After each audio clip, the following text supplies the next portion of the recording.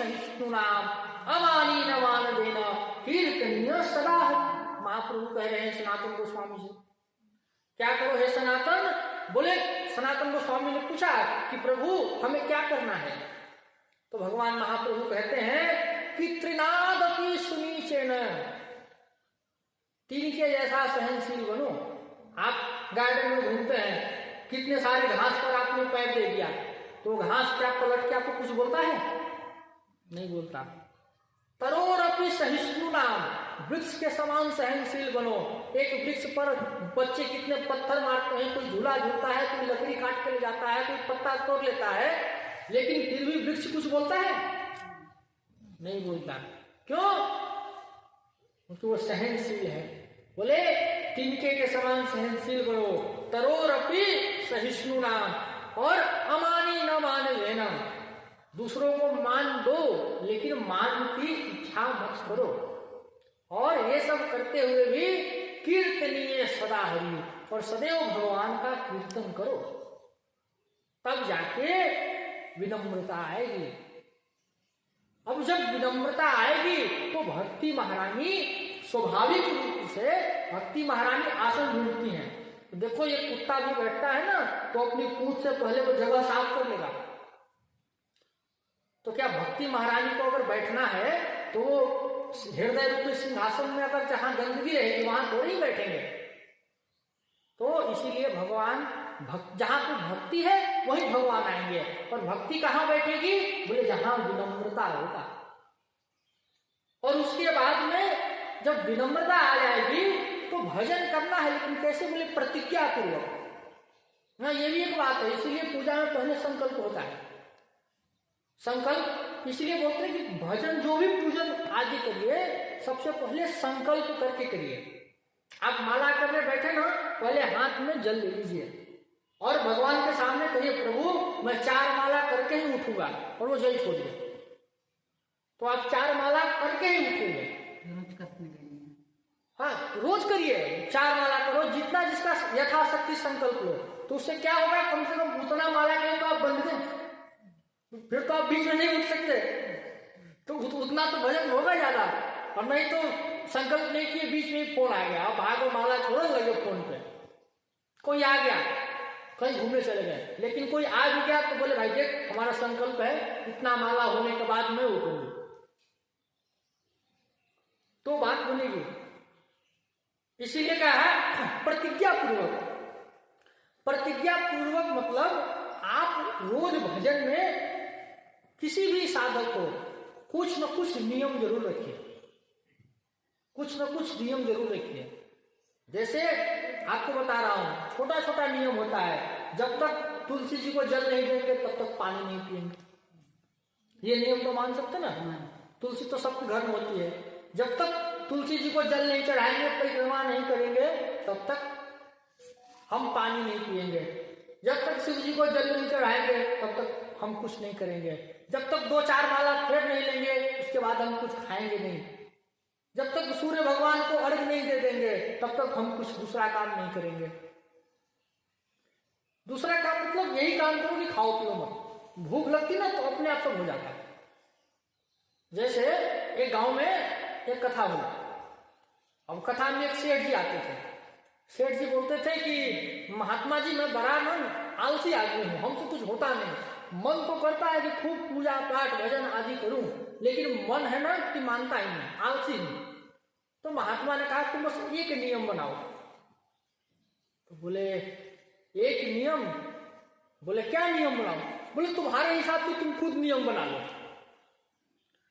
तो सेठ जी ने कहा ठीक है, मैं क्या नियम बनाता हूं कि मेरे घर के सामने कुम्हार है, कुम्हार है। मैं ना रोज सुबह सुबह उठ के पहले उसको चेहरा देखूंगा, उसके बाद ही कुछ खाऊंगा पीऊंगा। अब देखो कैसा नियम बनाया उसने कि मेरे घर के सामने कुम्हार है।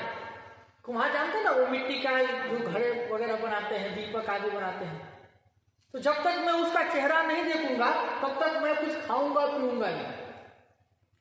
अब चलने लगा धीरे धीरे नियम। सेठ जी सबसे पहले उठते ही जाते हो कुम्हार से, कुम्हार का चेहरा देख लेते, बोलते हाँ अब ठीक है, अब फिर अपना काम धाम करते सब। एक दिन सेठ जी कहीं बाहर गए।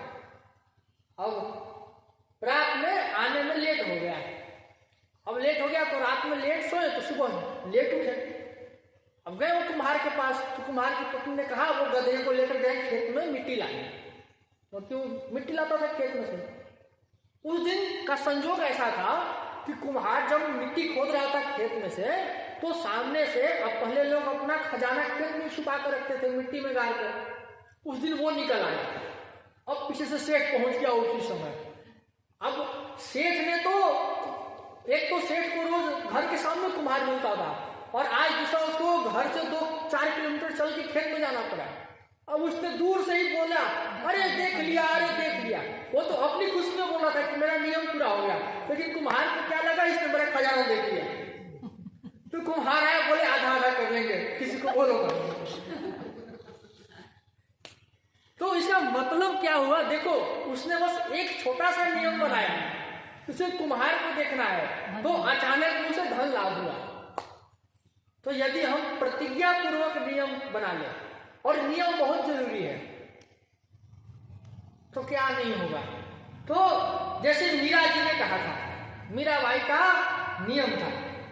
मीराबाई जी कहते हैं कि मैं केवल और केवल भगवान को प्रणाम करूंगा। ये मीराबाई जी के जीवन भर का नियम था कि यह सिर केवल और केवल गिरधर के सामने झुकेगा। और जब मीराबाई जी का विवाह हुआ तो उनकी सास ने कहा कि हमारी कुल देवी है, इनको प्रणाम करो। तो मीराबाई ने कहा काट दूंगी, लेकिन ये सिर सिवाय गिरधर के किसी के सामने नहीं झुकेगा। लोगों ने कहा ये तो बहुत ज्यादा बोल रही है। पहले ऐसे जवाब दे देना बहुत बड़ी बात होती थी। मीराबाई का सब कुछ छूट गया, लेकिन नियम नहीं छूटा, और परिणाम क्या हुआ आप सब जानते हैं। इसीलिए नियम बहुत जरूरी है। भजन में बिना नियम के कुछ नहीं होगा। इसलिए कोई ना कोई एक नियम जो आपको अच्छा लगे। किसी का नियम है कि भाई मेरे घर के सामने मंदिर है तो मंदिर जाऊंगे, मंदिर जाने का नियम, जो आपके आसपास मंदिर है वहां गए। किसी का मंदिर में झाड़ू मारने का नियम है, वो करे। हर देखो, सेवा ढूंढने से मिलेगी, तो नियम जरूरी है। और आपने वो कथा सुनी ना श्रीपति जी की, हमने सुनाया था राम कथा में। श्रीपति जी का नियम कैसा था कि वो केवल और केवल भगवान का गुणगान करते थे, केवल और केवल भगवान का। अकबर के दरबारी कवि में पोस्ट पढ़ते, ये पद पढ़ते, केवल और केवल भगवान का गुणगान करेंगे, किसी राजा महाराजा की तारीफ नहीं करेंगे। अब दूसरे जो कवि लोग थे वो अकबर की प्रशंसा करते, सब आते अकबर की जय जयकार करते और इनाम लेकर जाते, और अकबर को अपना यश सुनने में बहुत अच्छा लगता। लेकिन जब श्रीपति जी आते तो केवल भगवान का गुणगान करते और सबसे ज्यादा इनाम लेकर जाते। तो अन्य दरबारी कवियों ने कहा कि अरे ये देखो, तो ये भगवान की प्रशंसा करता है और इनाम भी ज्यादा लेकर जाता है, हम लोग अकबर की प्रशंसा करते हैं और फिर भी इनाम कम मिलता है। तो ऐसा कुछ करो कि अकबर की प्रशंसा करो। इसका नियम है ना, भगवान की प्रशंसा करता है, तो ऐसा कुछ करो कि अकबर की प्रशंसा करे। और उन दिनों ने कवियों ने कहा कि आज एक ये लाइन रहेगा। लाइन क्या रहेगा? बोले करो मिली आस अकबर की, मतलब सब मिलके अकबर की आशा करो, सब मिलके अकबर की आशा करो। बोले जब ये बोलेगा तो इसकी क्या प्रतिज्ञा झूठी हो जाएगी, क्योंकि ये खुद अपने मुंह से बोलेगा कि करो मिली आस अकबर की, तो अकबर की आशा करो, तो सब में तो ये भी आ जाएगा। सब कवियों ने अपना अपना कविता लिख कर ले आए और सब बोलते थे कि सब मिलकर अकबर की आशा करो, अकबर की आशा करो, अकबर की आशा करो। लेकिन जब श्रीपति जी का बारी आया तो श्रीपति जी ने बड़ा सुंदर कविता गाया।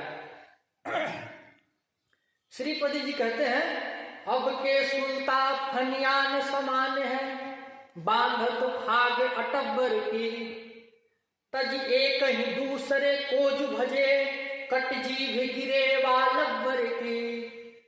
शरणागत श्रीपति राम ही की, नहीं त्रास है काहू जब्बर की। और कहते हैं जिनको हरि में प्रतीति नहीं, सो करो मिली आस अकबर की। जिनको भगवान से प्रेम नहीं है वो अकबर से आशा करे। ये उनका कवित्व है श्रीपति जी का। क्या इसका अर्थ क्या है? बोले अब के सूता फनियान समान है। ये अकबर बैठा है ना, ये सब राजा तो सांप के जैसा है, जो दूध पिलाएगा उसी प्रजा को डसता आएगा। राजा लोग ऐसे होते हैं, मंत्री लोग ऐसे होते हैं, आपका ही पैसा आपको खींचेंगे और आपको ही डसेंगे।